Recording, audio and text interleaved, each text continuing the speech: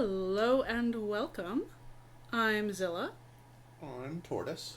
and this is my channel, Zilwell, where I am going to be doing my ancient gaming stream.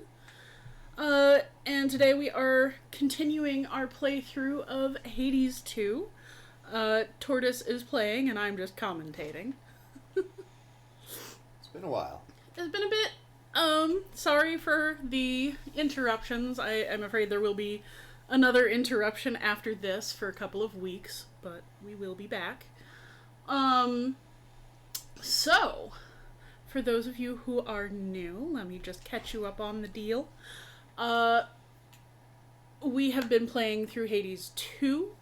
If you do not wish to be spoiled without having all of the backstory, you can go watch all of our prior streams.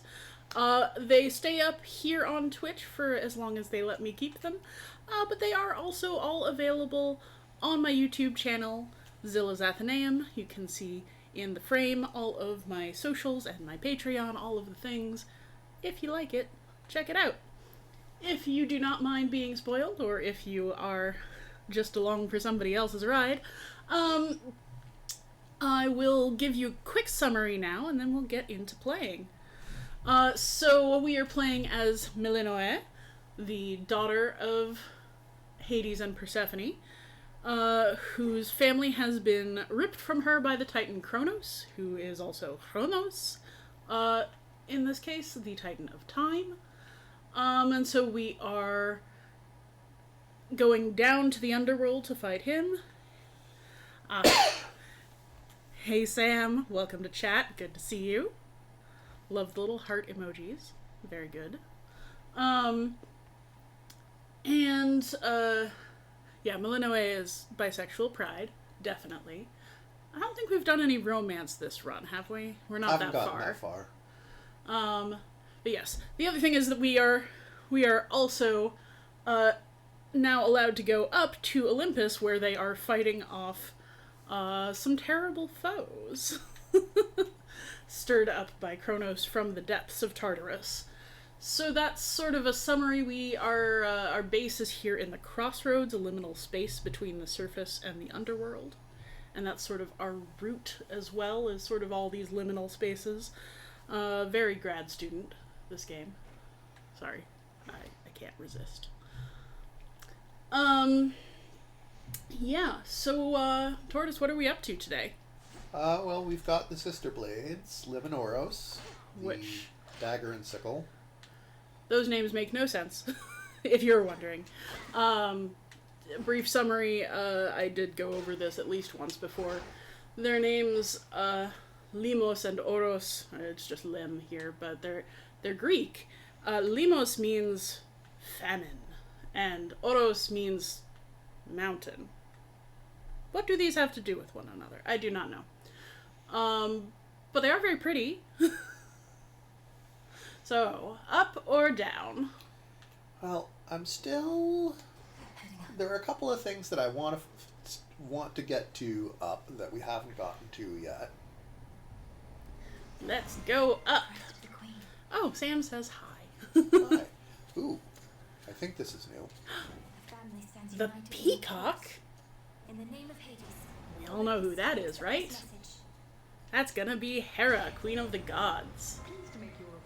Oh, look at her design. Oh, I love it so much.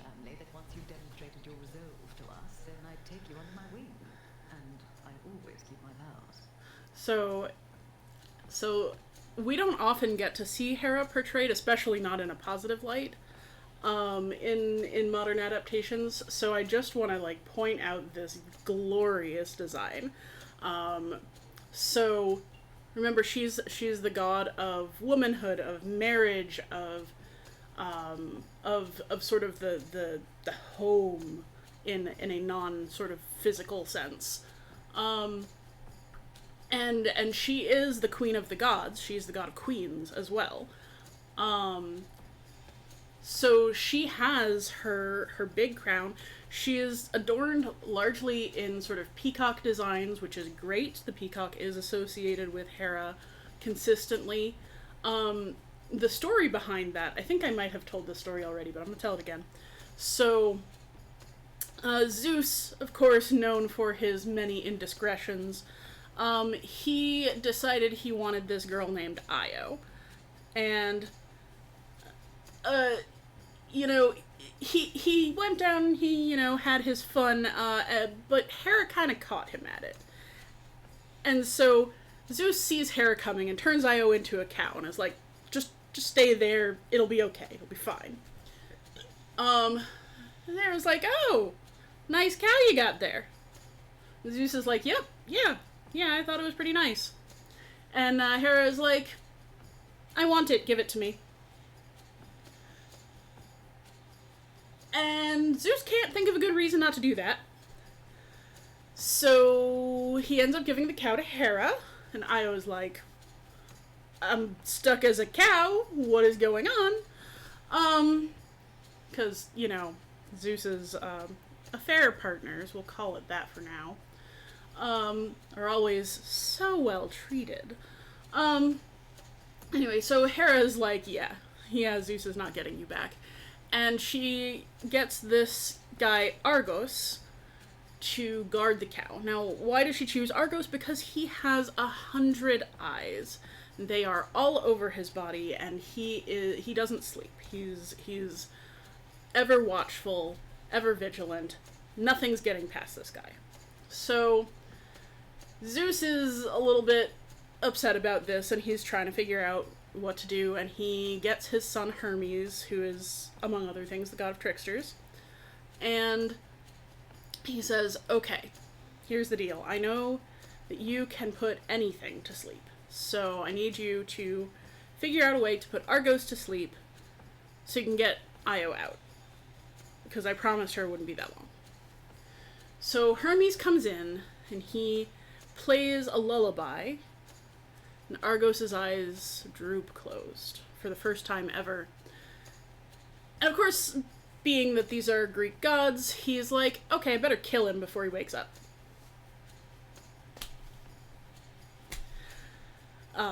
You couldn't see, but Tortoise was also giving a look. And so, you know, Hermes takes Io is transformed back, all of that. Is not considered an important part of the story. I'm sure Io is not best pleased. There are plays about it, about what happens to Io afterwards. But for our purposes, Hera comes down and sees that Argos has been slain, and she gathers up her loyal servant's 100 eyes and places them in the feathers of the peacock so that he will never be fully gone. And from there on, the peacock becomes her symbol. And as you can see, she's totally decked out in peacock colors, peacock feathers, even her hair is in a feathery style. She's got those lovely bright blue nails that match her crown. Just absolutely gorgeous. And there's something about her crown that actually feels a little bit more Near Eastern than Greek in this. I don't know why that would be. I think they just thought it looked cool. I don't know, like, peacocks are, like, more native to The Near East. Or India, I think is Yeah, where they I think they are from so India. maybe they're riffing on that. Oh, that might also be why she has some sort of South Asian features in her design as well. You know, in terms of her phenotype, as it were. And certainly, like, this dress is nothing particularly Greek. They didn't really have, like, a shaped dress like that. It would have been, like, chiton tend to be more sort of draped from the shoulders. And the sort of bustier breastplate, not a real armor piece. But she is done up in feathers and gold and string, and all of those make total sense in terms of, like, binding vows. You know, she mentions here, I always keep my vows. She's all about the marriage vow and the sanctity of that, which, of course, as Sam has observed, Hera gets a lot of hate for just being angry that her husband doesn't keep his marriage vows. But yeah, so I love her design. And honestly, all through this game that I've seen, Hera's characterization is one of the most sort of relatable Hera interpretations that I've ever seen. She is also one of the least dysfunctional of the gods in this presentation. Which is really interesting, considering how often she is portrayed as jealous and spiteful and as a battered wife, quite frankly, in the source material. You were mentioning the peacock eye motifs, and I'm curious what you think of her scepter, which has the sort of floating eye in it, but also these joined rings, which maybe are like... Yeah, I think that is probably a more modern iconography of wedding rings.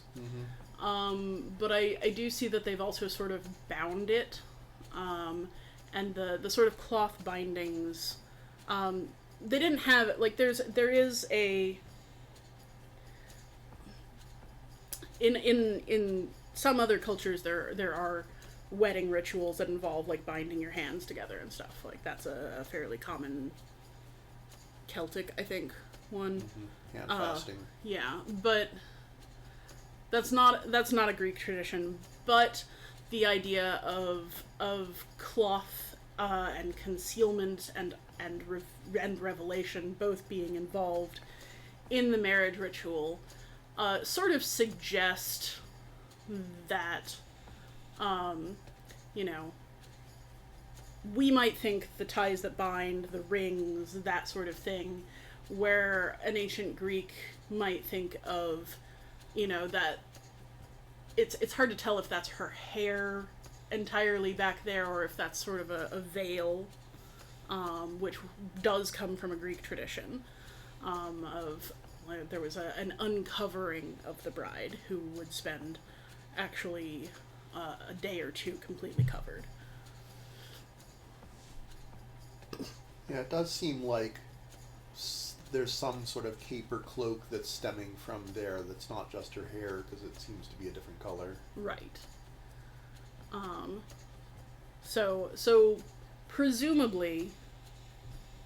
Oh, is my stream glitching again? Ugh.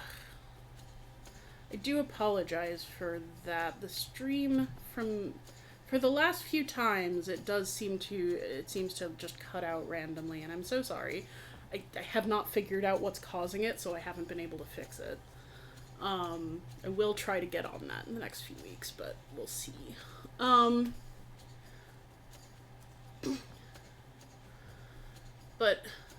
But meanwhile, we have this sort of covering that has been moved back in a very sort of like an uncovering, an unveiling of the bride sort of way, and she keeps that with her as a sort of train. I did also want to mention these flowers that are on the right side of the screen.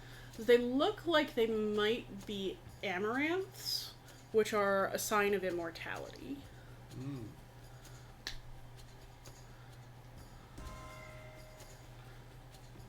So, all of Hera's boons are all about vows and pairings, and the duo boons with Zeus are hilarious. Gesundheit.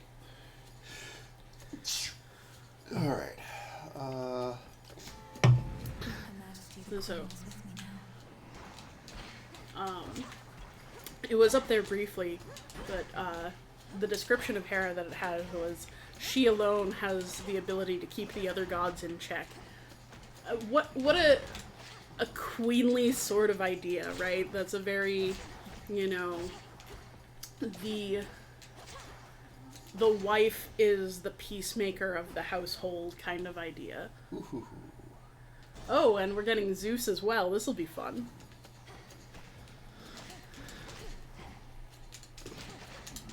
We are fighting our way back into the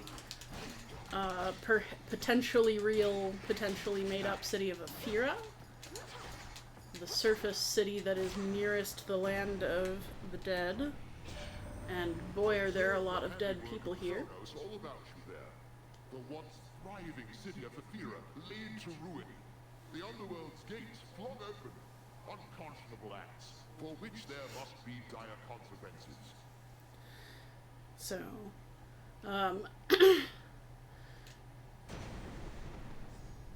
if you can imagine these designs of Zeus and Hera together, they do make rather a striking pair when you do see them together.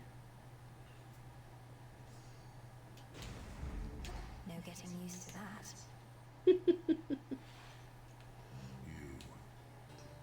Oh, hello, That's rich. Heracles. Friendly word of advice, sister. Stay out of my bloody way, else you're liable to get hurt. Now scoot. And tell whomever sent you that I work alone.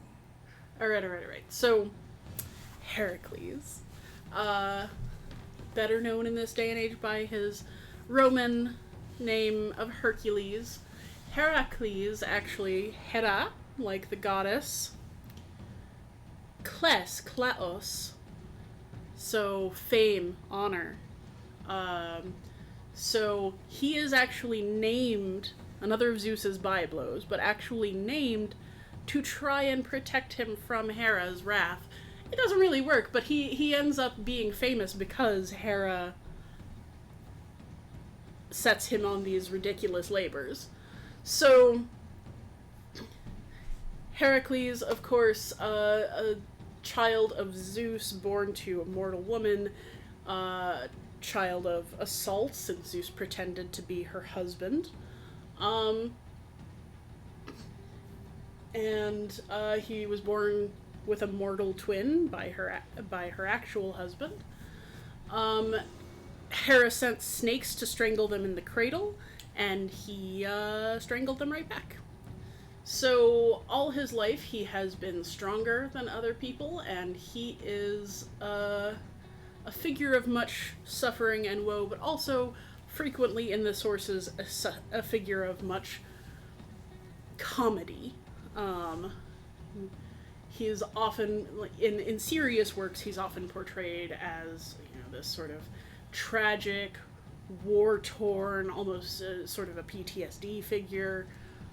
He has all of these years of suffering. He has these horrible things happen to him. Like, Hera literally drives him mad at one point, and he unknowingly slaughters his own family.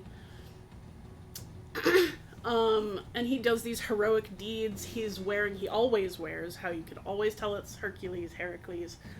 He's always wearing the skin of the Nemean lion, which had an impenetrable hide, and he was the only person who was able to strangle it to death. So he wears its skin as armor, and this is like one of the perpetual pieces of iconography. So you see that golden lion skin. It's even clasped around his middle with the paws. And he always has a club. That's his iconic weapon. He's not a sword guy. He's a club guy. There is also a famous bow of Hercules, but that isn't usually something that comes forward into modern interpretations of him. More of a brute force kind of guy. It's interesting though, because his close-up art has him holding what seems to be a number of weapons, and the one in his right hand looks kind of like a sword. It might be a spear. But I mean, it's not that Hercules is never depicted with a sword. It's just that his club is kind of iconic. And you see him in that leaning on the club pose. That's actually there are some very famous sculptures from antiquity that are in that pose. Although I think the lion paws clasping around his middle are pretty unusual. But the rest is pretty iconically Heracles. Also, his club isn't usually studded. but so what?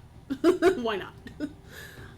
But yeah, so he does appear to have, in the close-up art, he appears to have a spear in his forward hand, a sword at his side, and the club slung over his back on that bandolier. And no bow, which is interesting. But the sort of more distant, the sprite art looks, he's basically wearing a lion skin, a loincloth, and some wrist guards. He doesn't even have shoes on. And that's, there's this sort of barbarian in the D&D sense quality around him. Like, he could go berserk at any point.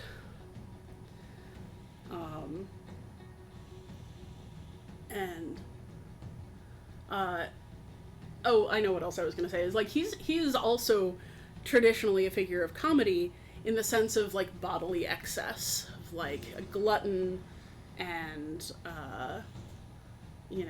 over lustful. Like, he is often used in comedy as sort of this, like, you can always count on him to find the nearest bowl of soup, right? So he's got some interesting valences there. Here he is pretty much purely in the serious sense. And he has some reason to be skeptical of gods coming to help him out. It's interesting that he calls Melinoe sister, right? She's not in any way his sister in the way that this game is set up. But in some versions, Melinoe is the daughter of Zeus and Persephone, just like Zagreus is the son of Zeus and Persephone. And in that sense, they would be half-siblings. So, Melinoe is fully a goddess, and Hercules only becomes elevated to godhood after his death as a mortal. So he has lots of reasons to be skeptical of gods, especially gods coming to help him out. But Melinoe, in her sort of hidden capacity and her youth, probably feels a bit more on... like, his choice of address to her kind of makes sense, to see her as sort of a little sister, a useless goddess sent to tag along after him. Or he recognizes her as one of the Silver Sisters, which is, a thing they made up. Oh, yeah, that's right. I forgot about that for a second. Right, because the Silver Sisters in this game are the goddesses associated with the moon. So that's Melinoe, Selene, the moon titan, and Artemis, the moon goddess. Also, Hecate is often considered one of the moon goddesses. But there's some conflation there going on.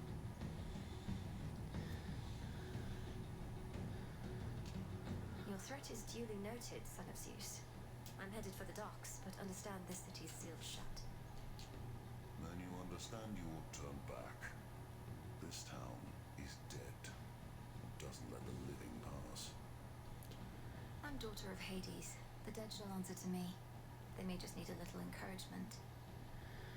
So that's an extra interesting exchange, right? Because Heracles should actually already know that. That's a very obvious conclusion. If the town is dead, it should answer to her, not to him.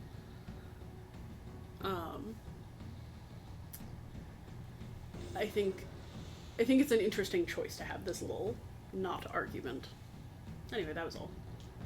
Try all you like, but remember you were warned. The seeing eye bats have returned.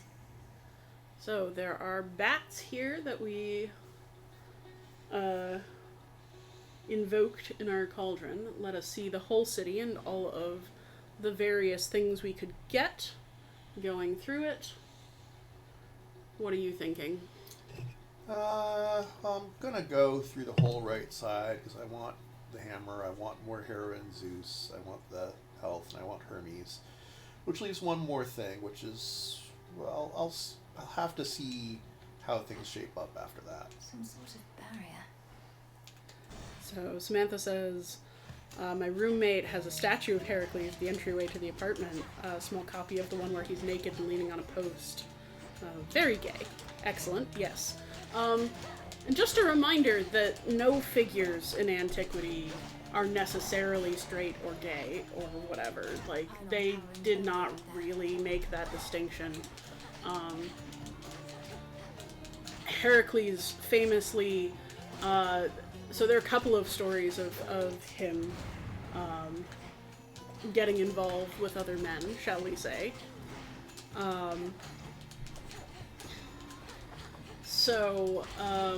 Let's see. There's one where he is, he's asked to go and clear out some essentially bandits from this town, and he goes and he finds it's this essentially a pair of dwarves, and they've really been more like pranking the area than anything, and they end up making a bit of a trio of it for a bit. This is usually a comic story, and not all versions are consensual. And then, perhaps more well known, there's a story on the Argo, Jason's ship on the quest to get the Golden Fleece out of Colchis. Heracles was aboard the Argo, and they stop at an island, and Heracles' boy lover gets kidnapped by a bunch of nymphs, and Heracles will not come on the ship any further because he is looking for his lover. So that's why Heracles does not wind up going to Colchis.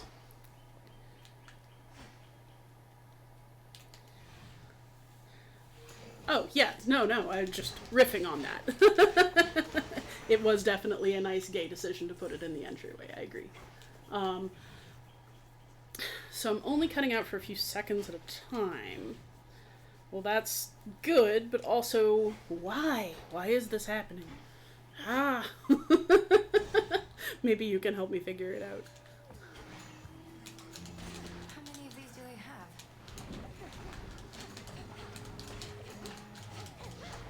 I should put a dent into that barrier.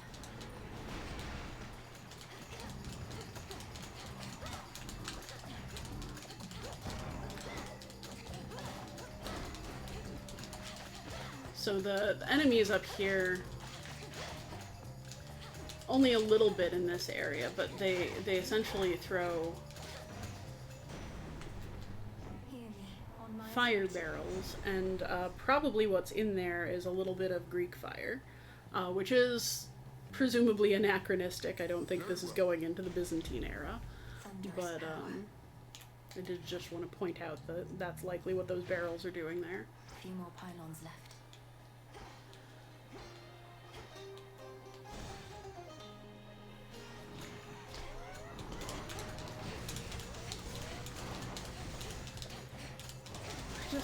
I never get over the fact that all of the little, like, dead sheep have these little, like, teeny sheep ghosts hanging out over them. What? And the fish don't. Join me.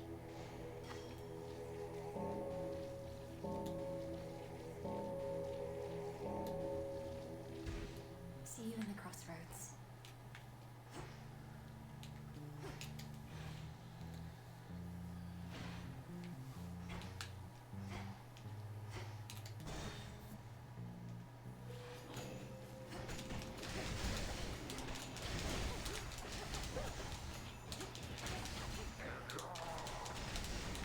Incoming. Hello, Hermes. And your adorable little tortoise who is never going to have anything bad happen to it ever. Got us a bit on edge, though we do hide it pretty well.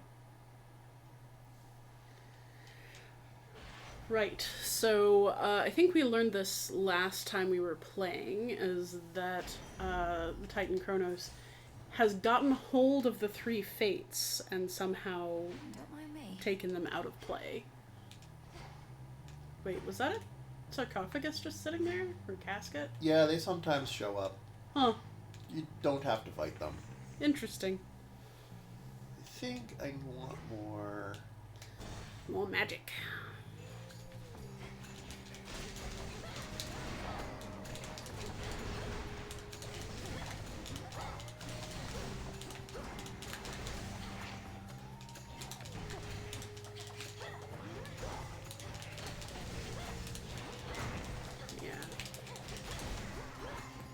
I wonder. I don't think the Greeks would have really thought that sheep would have ghosty spirits. Shades, they would call it. The shades are sort of a function of personality. Really, only humans have shades. Nowhere to go but out. Although you might find differing opinions. There were a lot of people thinking a lot of deep thoughts.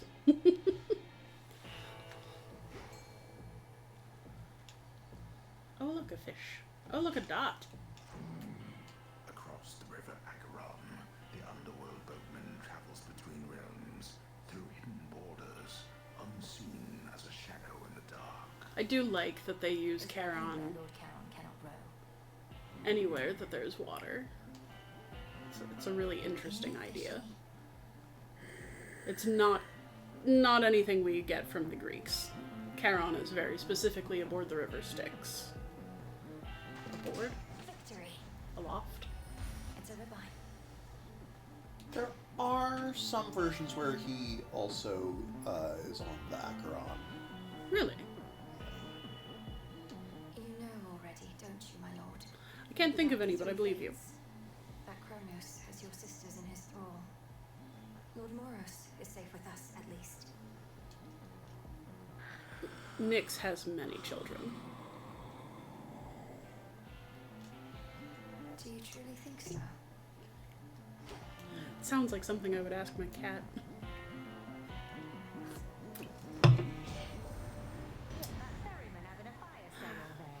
There she is. My favorite. Not that there ought to be a price on blessings anyhow.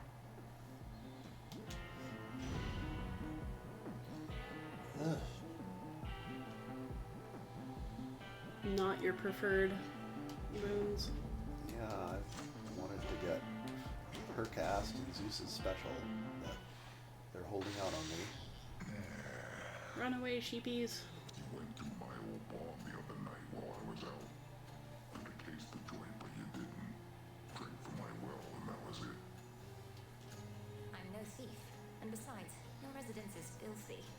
You could stand to clean it up instead of facing me. Let me know if you need assistance, as I'll soon be passing through again. Nah, thanks. If it was tight in there, I couldn't slip my way around. And also, you shut up.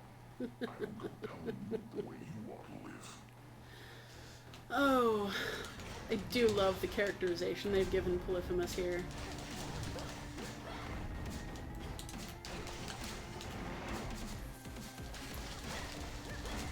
Not as much as I love the fact that he's wearing a cape with a live sheep in it.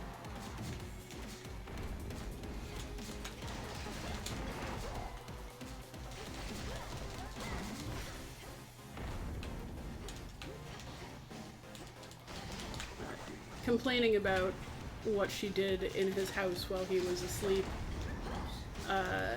is another sort of Odysseus reference. Because, oh, you shot the sheepy. Can't help it. Poor sheepy didn't do anything to you. No, but I just...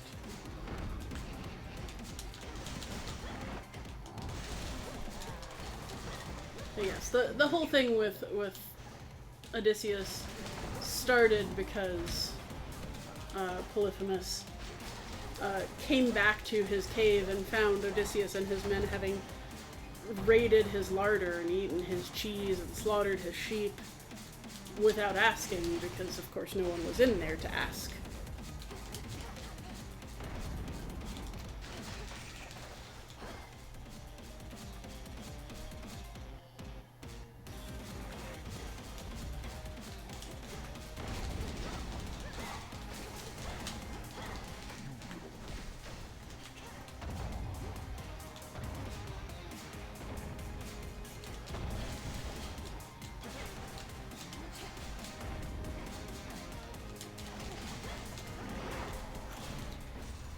wasn't actually particularly good behavior on Odysseus's part, but, you know, his men were kind of starving. There.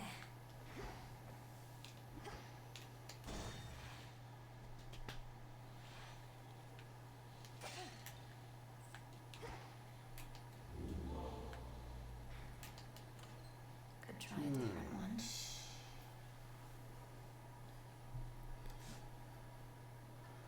What do you have right now? I had Zeus's keepsake. Ah, I don't have Hera's keepsake yet because I only just met her. right. So I guess I'll use Hestia Very well. and hope get Now then. something I want from her.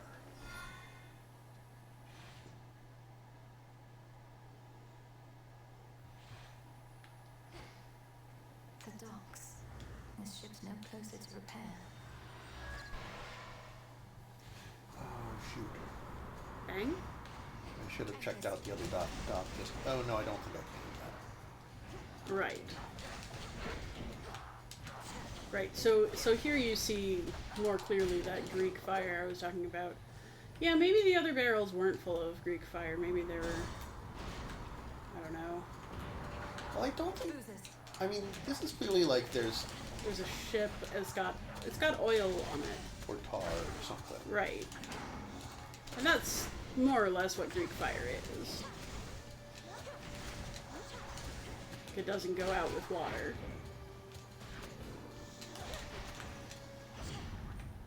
That's why it's so dangerous, of course. Okay, that's more like it. Easy.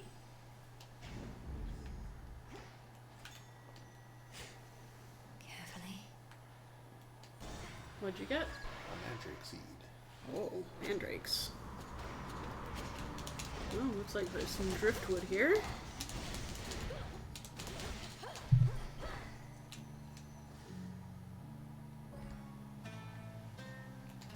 Out of my way. Blaskets. Blaskets? What does that even mean? I think they're like the caskets that you see in Erebus, but worse. Maybe it's a portmanteau of casket and blast. Do they blast? You don't want the driftwood? To the next vessel. Oh, I keep forgetting that I need to collect them because eventually in the later game you get to a point where you can pick them up automatically.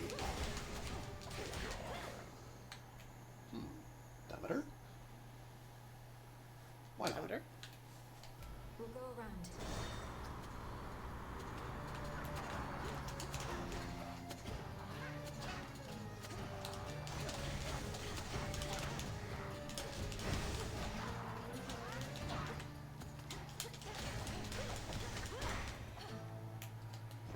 You sprang forth from underneath that gloom onto our world's surface, have you, Flower?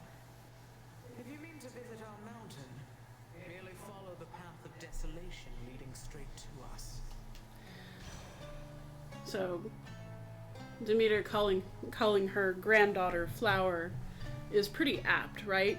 Not just for Demeter's realm, which is things growing from the earth, grains and other such, but also for Persephone, whose realm is the underworld, the dread queen of the dead, and the goddess of rebirth, of things coming out from below, of life from death. Beginning attack run. Ah, I think this is new What? too. Icarus? Oh! What are you doing here?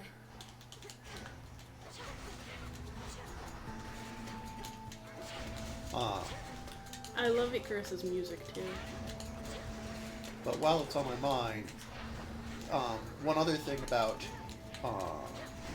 Demeter calling Monoe Flower is that she called Zagreus Little Sprout in the first game.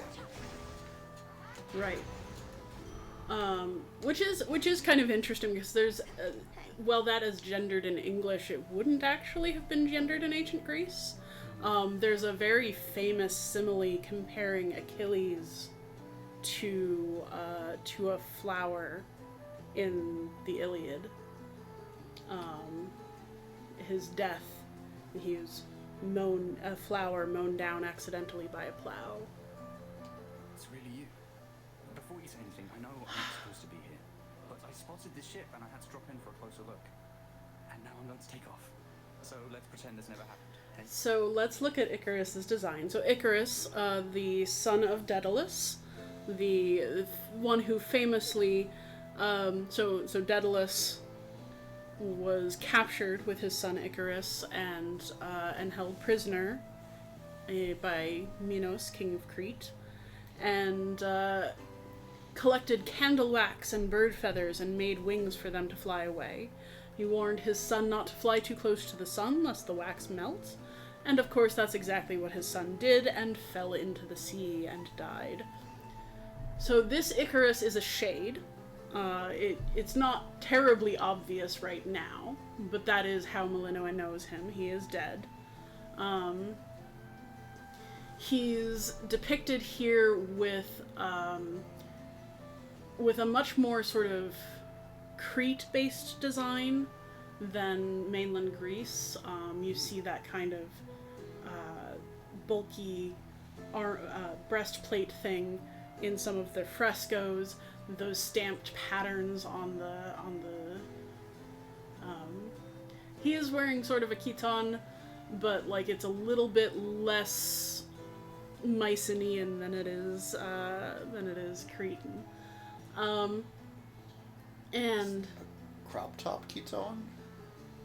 No. That's a piece of armor, a ceramic plate. It's over similar to his skin tone, but yeah, you're right. it's not actually cropped. That's a piece of armor over top. And then you can see that he, like his father Daedalus, has become a bit of an inventor.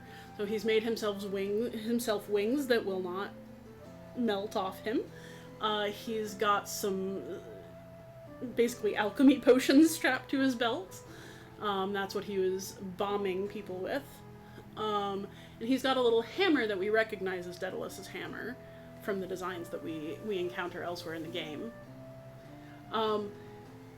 It's interesting that he has this mark under one eye. I don't actually know what they were thinking with that, other than maybe a smudge, but it looks too purposeful. So I'm not really sure about that, but I love his harness with the wings that are clearly made of leather, and with those nice leather bronze joins. Yeah. And just, I love this design so much. I really do. And I believe Asa Butterfield is the voice actor. Really? Yes. Oh. Yeah, so I don't know why Icarus isn't supposed to be here, but I think he's wonderful. To start with, what are you doing in the middle of this blasted war? The same thing I've been doing. Slowing these bastards down. If everyone like me pitched in a little bit, this war would have been well over by now. That may be so, but this is a matter between gods and titans. I wouldn't want you to get hurt. A bit late for that, Nelly. Anyway, I've kept you for too long, but let me give you something I've been working on before I go. And these will work, I swear. You know, Samantha, Daedalus did not also warn Icarus not to fly too low lest the ocean spray and soak the wings. Presumably they were seagull feathers, so maybe that wouldn't have been a big problem.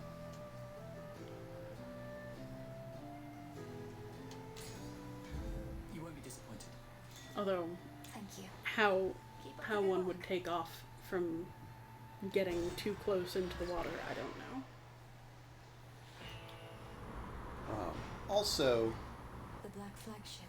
flying too close to the sun will just get you colder until you actually get, like... Yeah, that's true.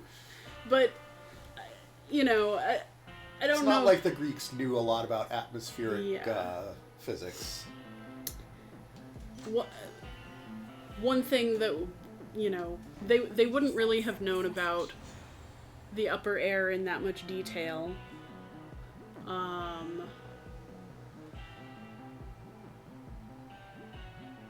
They did have sort of divisions of the atmosphere, and they thought different gods ruled different layers.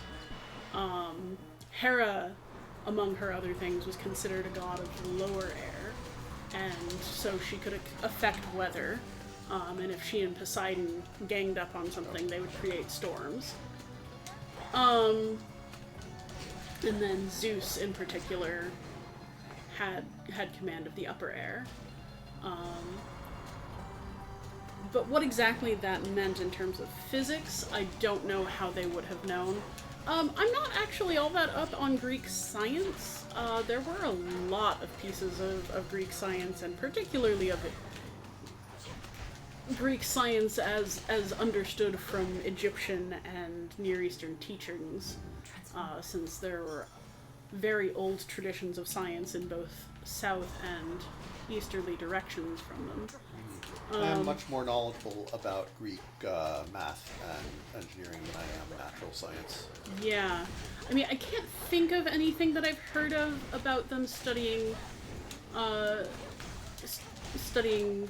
you know, I can't think of how they would have gotten to study atmospheric science that closely. But Area clear. But on the other hand, yeah, no, because they also, like, they could get high up mountains, but mountaintops were actually sacred to Zeus, and setting foot there would net you a divine curse. So, it was a bit taboo to go up mountaintops, and New course needs to be set. driftwood.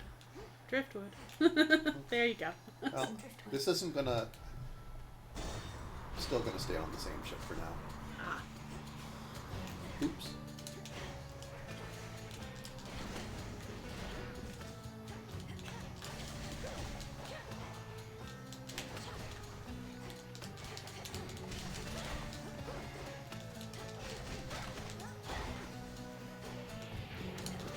Yeah, I wouldn't be surprised to find sources that talk about not flying too low as well.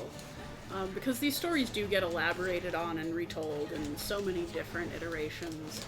And that's part of the beauty of Greek mythology adaptations, right? Is like every version is more or less as true as any other version.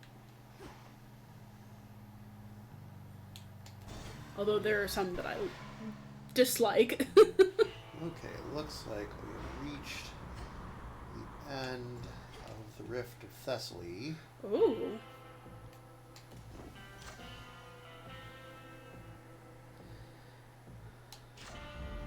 Thought these only grew below.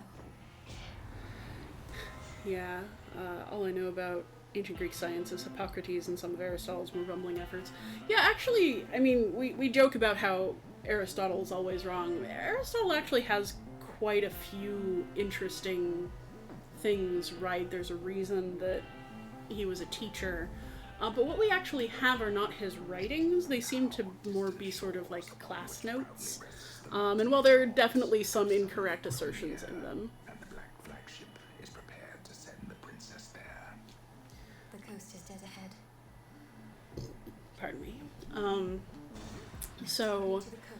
So, like, there's a lot in Aristotle, but even before that, I mean, the idea of the atom comes from philosophers in Ionia in What a coincidence running into you like this the so far away from 500 species? Ish. Maybe I could Yeah. give you a lift. I want to say it's the late Democritus. 500s. Yeah. So, like, we have these scientists trying to test out theories of, you know, like, well, what is sight? How does that work? What are things made of? Beams. Yes, there's a theory about that your eyes actually send out beams, almost like a sonar idea. But anyway, But anyway, let's fight Eris. Wait, wasn't Eris our friend? Maybe she still is. she was trying to slow us down the first few times we got deep into the underworld. And then we've run into her at the crossroads, where she seems to be friendly, other than she throws her her trash everywhere. Her Cyclops jerky wrappers, which you can also see strewn about her here. Oh, is that what that is? Mm-hmm. So is that jerky made from dead cyclopes, or is that jerky made from sheep? I don't know. I'm not sure I want to know. Well, yes, Samantha, you are weird, but it's not because you shoot I-beams. Because I think they also have in the first one, and maybe this one too. They have Chimera jerky as well, which suggests that it is cyclopes. That's gross. Uh-huh. But you know, gods, I guess. Why not eat human flesh or Cyclops flesh? And I can get there on my own, thanks. You sure about that? Because it looks like you've been having a pretty rough night so far, and it's only going to get worse. I don't care for your insinuations here, Eris. Speak plain, or get out of my way. Oh, I'll speak plain. You're boring, I don't like you, and you don't get to order me around. That's very rude. We've been nothing but kind to you. Probably.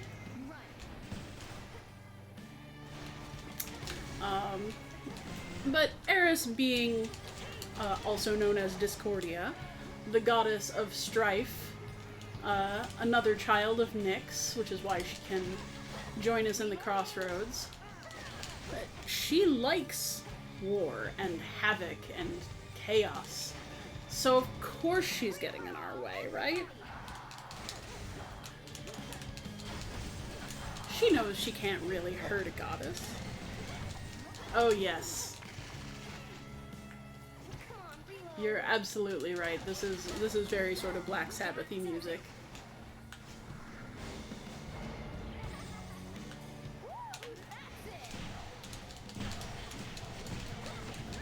So one thing that's pretty neat, if you've played the first game, is that, you know, Eris is wielding a weapon that you can wield in the first game, and you can play with the aspect of Eris, and it does work exactly like it seems to be working for her here. She is blowing herself up to deal extra damage, which is exactly how her aspect works in the first Hades game. Yeah. Also, the various special attacks she is doing are all reflective of. You need to be careful. Down the. Don't stand in the fire. It's okay if you need to finish that sentence after you finish the fight. No! Oh boy, this is gonna be close. You have any death defiances? No, I was playing with strength.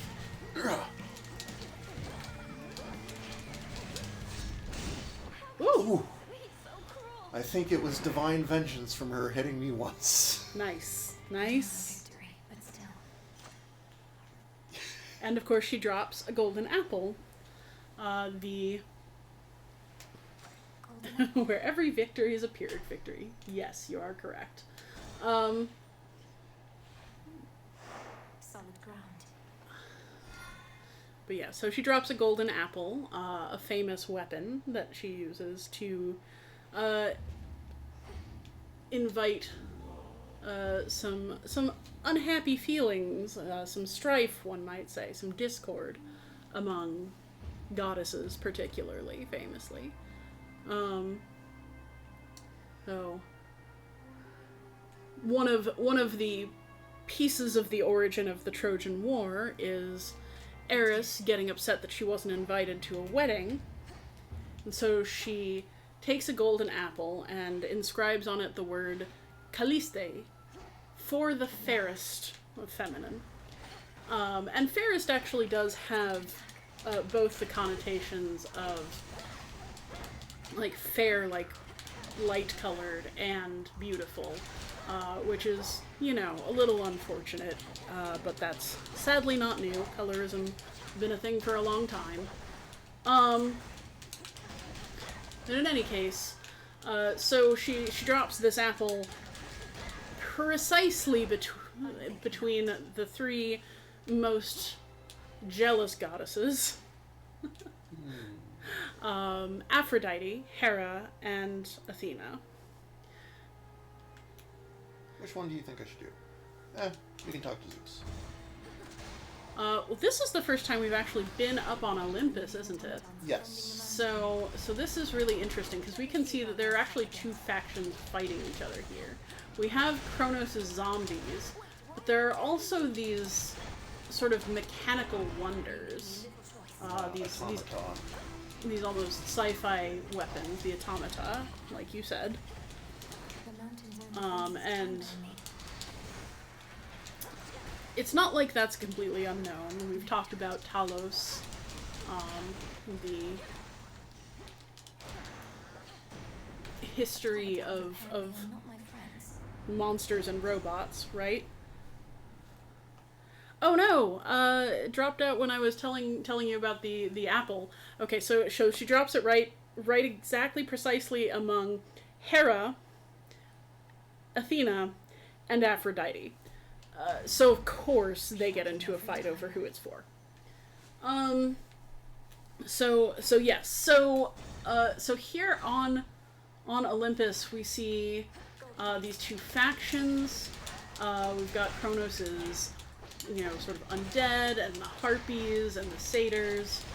And then we've also got these sacred automata, presumably made by Hephaestus, and also these sort of sacred creatures, these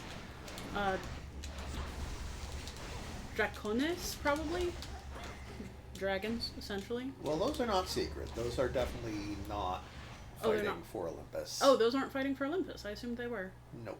Okay. Olympus, I accept this message.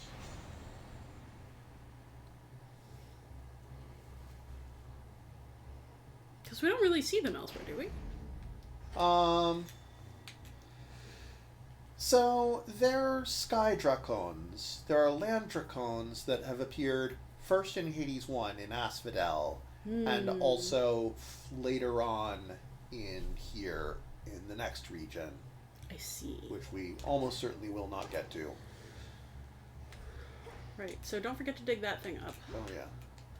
So, just while we're here, I want to talk a little bit about the setting. So this is the foot of Olympus, and we have these automata that are presumably made by Hephaestus guarding the gates.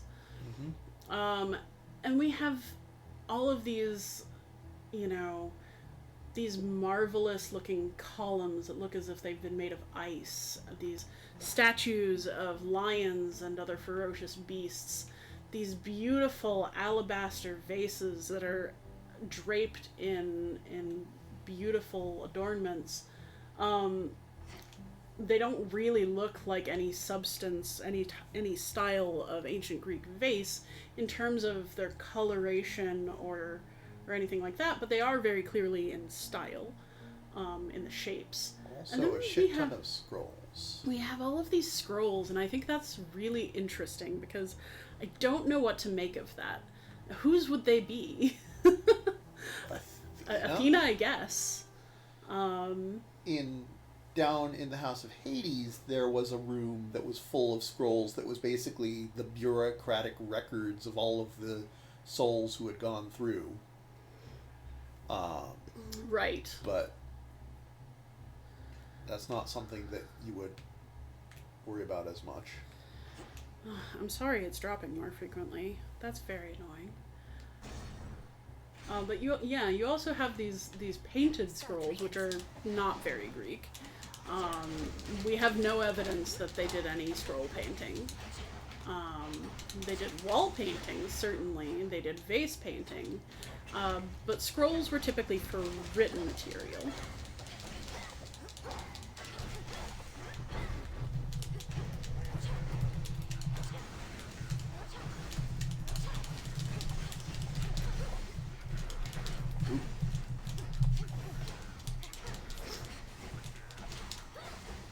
Are we back? We might be back. It's unclear if we're back. I hope we're back.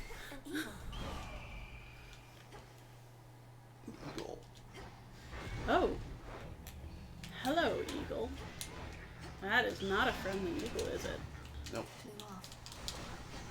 But it flew away. Ooh. Oh, you do have Death Defiance. Nope, I used Skelly's tooth. Oh, I see.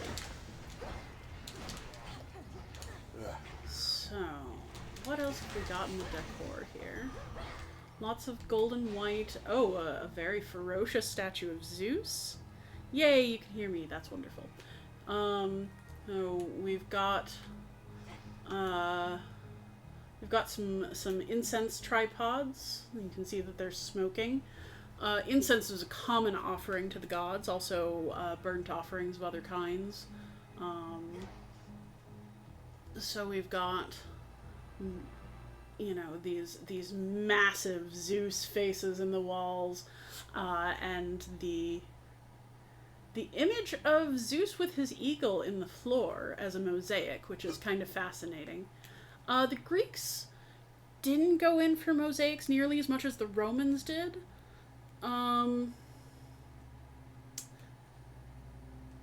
If I recall correctly, you do find some. They're usually not in this style. They're much more,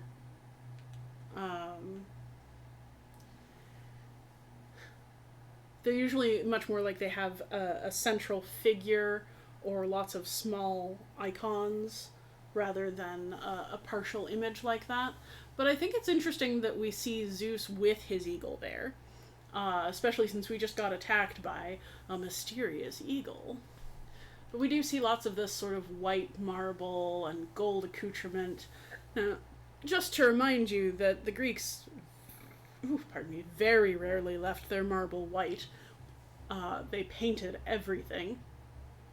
It is, however, possible that this aesthetic is sort of picking up on the snow of the mountain, which is sacred to Zeus, as I mentioned. I also want to note these little, like, things in the center that have the very classic Greek wave pattern around the top. You do see that everywhere. And then at the bottom they have these almost peacock feather icons. So Zeus may have staked his claim on everything around here, but it's not his alone. Let's see what's behind this door. Aha! Oh. Wow, you must be Talos. Talos, Please tell me you're smarter our than main the other automata. automatons around here. So I'll have to take that as an absolutely not. So, Talos was created by Hephaestus to guard a sacred island. He was actually human form, if giant. Thanks for coming, Sam. It was great to have you. Sorry it interrupted so much. Hope Talos doesn't kill me. But anyway, so he was human form, and he did think he actually thought that he was just a giant human, more or less. Because what else would he be, right? I mean, you could equally say Pandora was an automaton, right? She was created by the same person. But he actually had ichor flowing through his veins to keep him alive. And Medea came across the island where Talos was guarding it, and she needed to get past him. So what she did was she convinced him that there was a problem with a sort of a peg in his ankle, and that she could fix it for him and he would feel better. She took it out, and all of the ichor drained away, leaving him just a statue. Once we're through with them, our challenge is to purge them while minimizing unspeakable devastation. And hey, Demeter could always make the earth regrow. Right. So, again, some indications that maybe gods have not had the mortals' best interests in mind the whole time. Zeus quite famously wanted the Trojan War in order to purge the earth of the weight of humanity upon her. And so the idea that we might wipe out a certain amount of the life on Earth and then we'll just regrow it. It's fine. Yeah, Very consistent. some other myths about him, wanting to destroy humans as well, but we might get to that. So many. Well, Lord Zeus, it is much harder to regrow where not a trace of life remains. And that's of little consequence right now. Let all who oppose us wither, and we shall salt the earth beneath their feet. Right. So not exactly disagreeing with him. Mm-hmm. Like, one thing that I love in both this game and Hades 1 is that, like, while Ares tries to be metal, Demeter is just far more. She's just such a devastating boss-ass bitch. She's so cold, intentionally.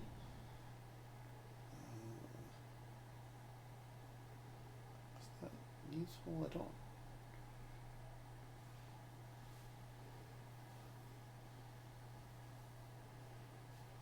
Yeah, sure.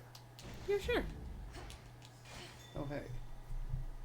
The numerous defensive capabilities of terrifying Talos, the most powerful of the Olympian automatons wrought by the hands of great Hephaestus himself, includes the power to quite slowly self-repair. Well, better get a move on then. Oh, but note the forge in the background here. So we've got an indication that this area is part of Hephaestus's forge, because who else would be doing this work up on Olympus? That's actually quite interesting. So in the lower steps of Olympus, we have Athena's library, Hephaestus's forge, the smoking remains there appear to be mostly coal. Oh, look, something to mine. This Adamant. huge fire. I don't know who those statues are of, though. They kind of look like Apollo. I think the fire might be more destructive than... I don't know. It feels very contained. Mm. And next to the forge and these buckets of smoldering coal, it is suggestive. I was thinking of the fires more coming from under there, but... True.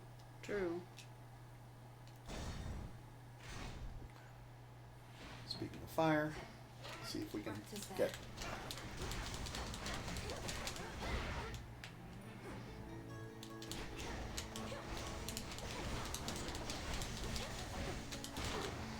Who is that statue of? Oh, it's Poseidon.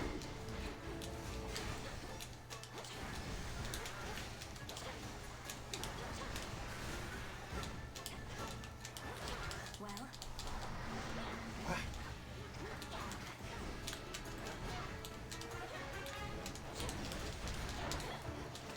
Waves of these little ring automata and harpies. in the name of Hades.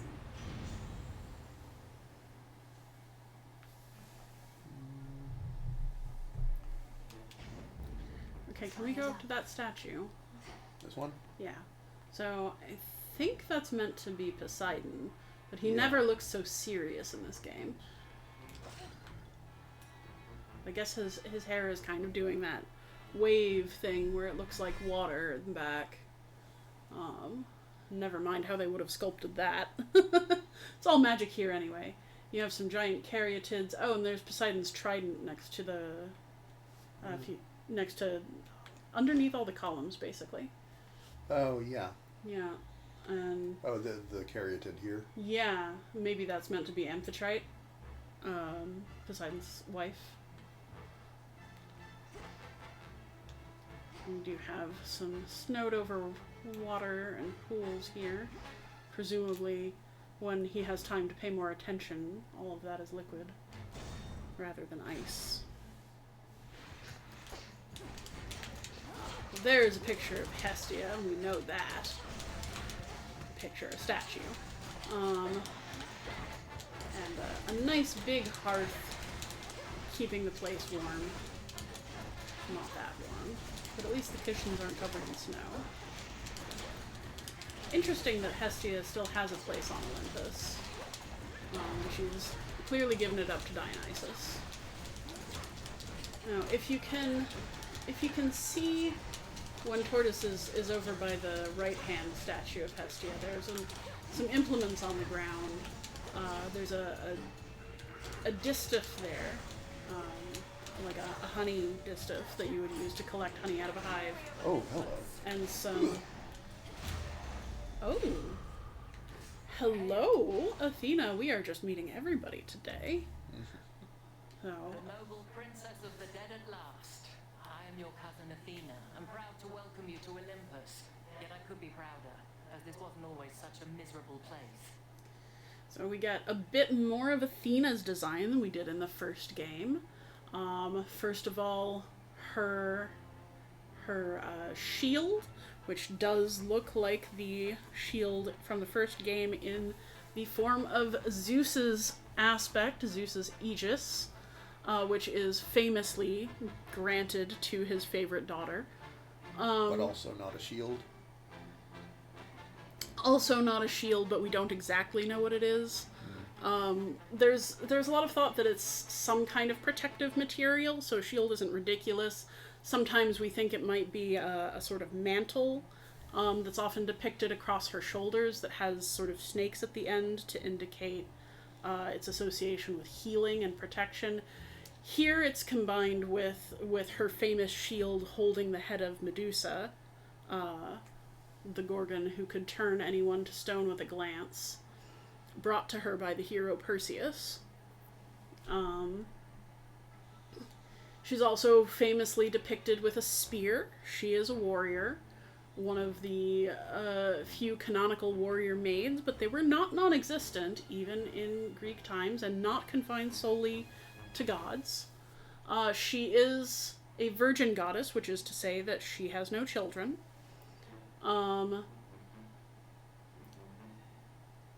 She's depicted here as a black woman.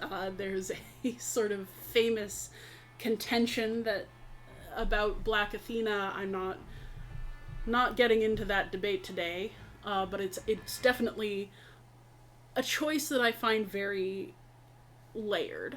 I like that they picked a lot of diverse bodies for the gods. Her helmet crest here is absolutely ludicrous, nonsensical. A lot of the things they do with Greek helmets in modern interpretations are very funny. If you've seen any images of the Christopher Nolan Odyssey coming out, they let AI design some of those, and it shows. This, I think, is, at least this is aesthetic. This is pleasing. It matches the color they've given to her hair, which is in lots of braids, fitting for the style, for the phenotype that they've chosen. She's got full, real armor on, you can see, although it's not covering her arms. She has bracers, she has a real breastplate that doesn't just become boob armor. She's got a real helmet on, she's got greaves. So she really is dressed for battle here in a way that is very nice. I don't know what she's doing with that spear in the close-up image, but it does make for a nice framing. So she is the goddess of wisdom and of war, and there is some suspicion that she was not an important goddess at all before Athens became important, which is fascinating. I don't know how that squares with her appearance in the Odyssey as the patron of Odysseus, but it's a fascinating idea. I've also seen claims that Athena is named after Athens and not vice versa. Right, exactly. That's kind of the same claim I was talking about. So the idea would be that there was a goddess Putnia, Putnia means the mistress, who's like the embodiment of cities. And so you would have the Putnia Corinthos, the Putnia Athene, and that the Putnia Athene became her own character and sort of grew into the pantheon that way. I'm not sure I agree with it, but it's definitely interesting. Hail, Lady Athena, and well met. Please call me Melinoi. Now where can I direct my wrath, that we may liberate your mountain stronghold and see its glory all restored? Well met indeed, Melinoi. The wretched Titan's armies have infiltrated our most sacred grounds. On them your wrath may be well spent, especially as you rise toward the summit, where most of our family now takes refuge. The Palace of Zeus. And what of you? Why aren't the others out here fighting by your side? Because that is precisely what our strategy requires, for they aided your arrival, did they not? Now let us go our separate ways, and may my blessing aid in your ascent. Right. So typically the sort of division of war between Athena and Ares is seen as sort of strategy versus tactics, essentially. Ares is much more sort of an on-the-ground guy, and Athena does the big picture planning. The might and fury of Olympus be with you. Which often leads to modern depictions of Ares being quite foolish, which is not necessarily how the Greeks would have seen it. Oh, that carpet is interesting. So it had Pegasus at war with a at battle with a chimera. Who is that? Who is depicted here? Maybe that's Demeter? Not in the aspect we're used to seeing her, for certain. Now, winged lions are not at all a Greek thing. Winged sphinx, yes, but a winged lion is something I've never seen in Greek artwork.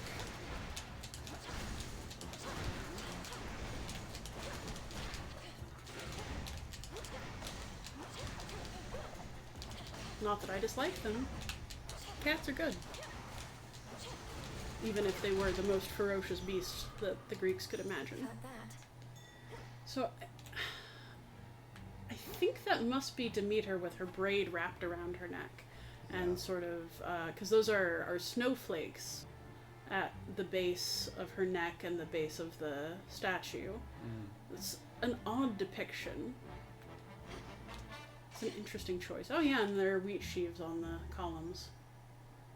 Don't forget the flower. Oh yeah. In you go. I believe it is an iris. That is a beautiful iris. I wish real irises could be rainbow colored. That'd be, well, now that I've said it out loud, of course they're rainbow colored. Yes. Iris, of course, being the name of the rainbow goddess, one of Olympus's main messengers. Every time you saw a rainbow across the sky, it was Zeus sending her off to carry his word somewhere. Ooh.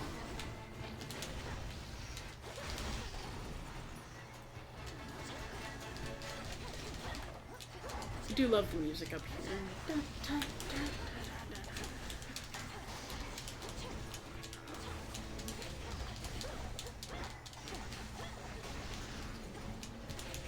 So right now your cast is burning and freezing. Yes, both Hestia and Demeter. Oh, and look at this little ghost. He's got a parka on. Oh, Look upon it's so me. cute.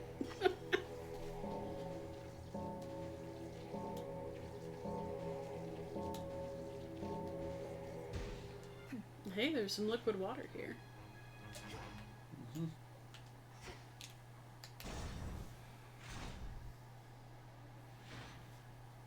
Quiet here, at least. Lord Charon, sort of. A little wooden cutout of Lord Charon, because, of course, there's not a river up the mountain. Who put this here? Well, probably Hermes, honestly. Probably the little wooden cutout was also Hermes' idea. Can't imagine Charon doing that. Olympus, I accept this message. Sure. Our That's bond right. renewed. Whatever. Here we go.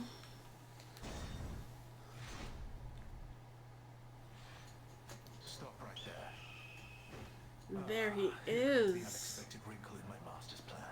I know who you are, lost daughter of Hades, and I know that you know who I am. I had a premonition of this very moment. So, before we move on, we've got a huge figure with glowing coal eyes, premonitions associated with the Eagle of Zeus. Because clearly that is the Eagle of Zeus. I mean, look at it. It's golden. It's exactly as depicted. He's wearing that sarap that has the hourglass on it that is so associated with Kronos, and calling him my master. So something is out of order here, and he already knows about it. Of course we know who this is, right? Shall we? Mm-hmm. Also, he's got a huge scar and bandage across part of his abdomen. Lord Prometheus, I presume. You must have premonitions all the time. I'd not heard you were liberated, or that Kronos is the master you serve. Solidarity between titans, then? The Titan of Call it a Foresight. I was a coward and a fool, you Pro see, to have sided once with forward. gods against my kind, but no more. This is my attempt at atonement. So, Prometheus did not fight in the war in the Titanomachy, which is why he was still allowed in the halls of Zeus when he stole fire. oh, I thought he actively assisted the Olympians in the Titanomachy. Oh, you're right. You're right. I'm misremembering. So even more of a betrayal. Yeah. So he is siding with the Titan this time, but probably. What, by leading this reckless assault? I never took you for a coward, but you remain a fool. Perhaps all right, but I shall be a victorious fool at least. For I have seen you stand no chance at all. Yeah, probably.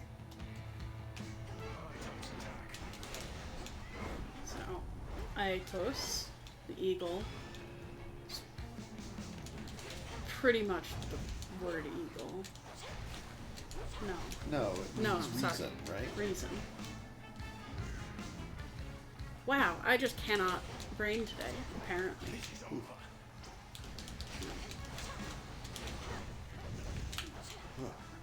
So much fire. So much fire.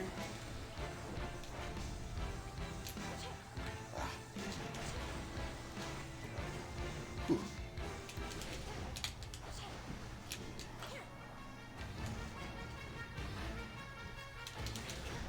I like that his fire is blue, making it so distinct from everybody else. There's no particular reason for it I can think of, I just like it. I think they made a good choice.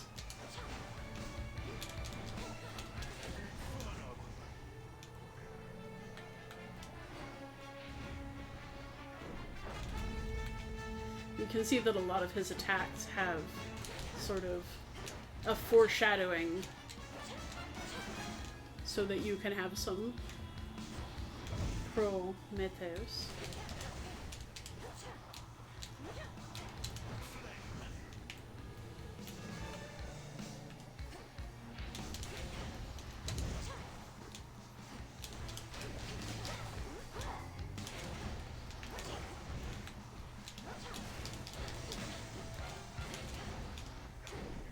Phased him. There we go. I'll burn you to ash. Get back here. Alright, bottom. Flame of Olympus. So even more so there. Right. It is sort of a memory game.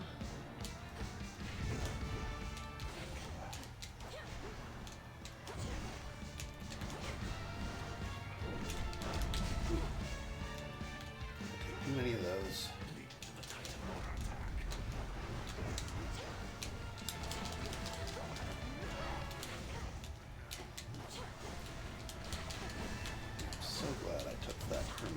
slows down the projectiles. Oh. Only take one more hit though. Alright. Oh.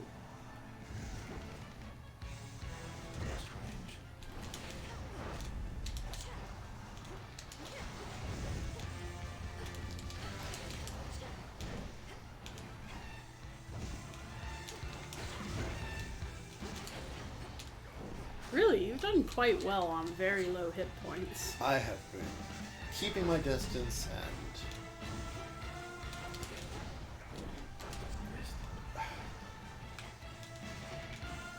not been able to do much damage as a result.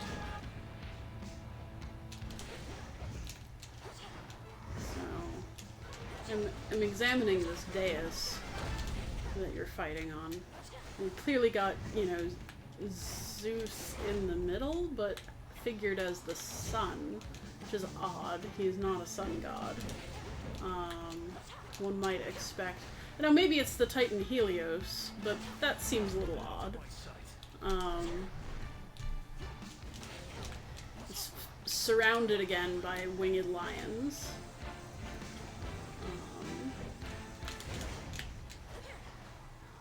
The only other sun god really, aside from Helios, is Apollo, and that's definitely not Apollo. Apollo is never pictured with a beard. I can't think of any depiction of Apollo with a beard. That would be very strange. He's always pictured as a clean-shaven youth. 3, 2, 2, 3, 2.